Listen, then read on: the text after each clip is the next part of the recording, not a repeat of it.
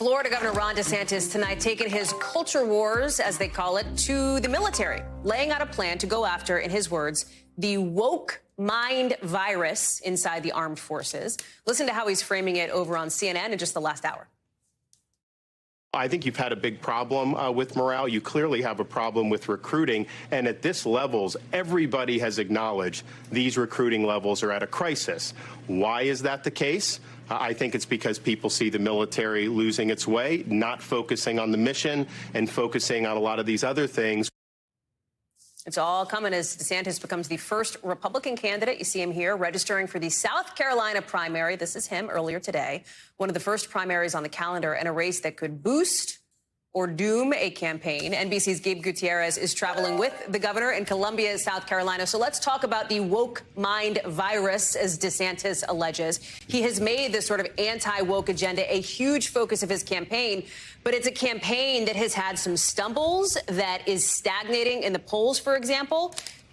He's still putting his eggs in the anti-woke basket, clearly. Yeah, clearly, Hallie. And look, that phrase, woke, he uses to describe a lot of things, talking about education, now talking about the military. He rolled out his immigration policy a few weeks ago, mentioned it there. And also there's this back and forth over insurance in Florida. And the word woke keeps coming up over and over again. Now, the governor today rolled out that military plan. It was, of course, overshadowed by much of the Trump news. But let's tick through that military plan, if we can throw up a full screen of what some of it is. It includes eliminating DEI, diversity, equity, and inclusion programs in the military, banning government buildings from flying any flag other than the U.S. flag or the U.S. military, revoking an order allowing transgender personnel to serve as their preferred sex, banning taxpayer funds for sex changes, hormones, or gender surgeries, banning drag shows on bases, and reinstating soldiers discharged for not getting vaccinated.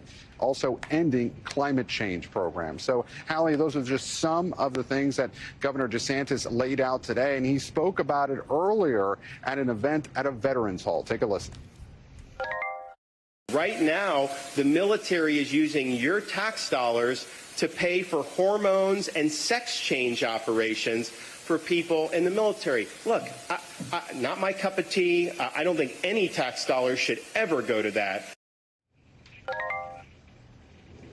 And so, Hallie, this is all part of a strategy, too, where he's highlighting his military service. Of course, he served as a Navy JAG lawyer back in Iraq, and he's hoping that that may gain him some traction, as well as the so-called woke mind virus with GOP primary voters here in South Carolina, Hallie.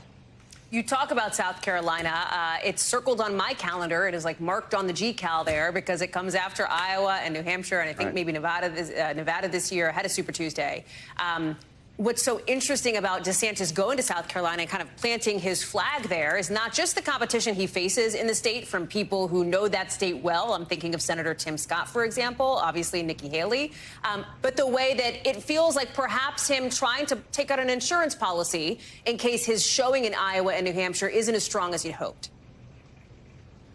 Sure, it could be a key state, of course, and he is the first candidate to file in the South Carolina GOP primary, even ahead of Nikki Haley and Tim Scott. So clearly his campaign views it as a huge deal, especially because there will be more time in between those first primaries in South Carolina this time. So he expects to spend more time here. But Hallie, Iowa is still key for this campaign.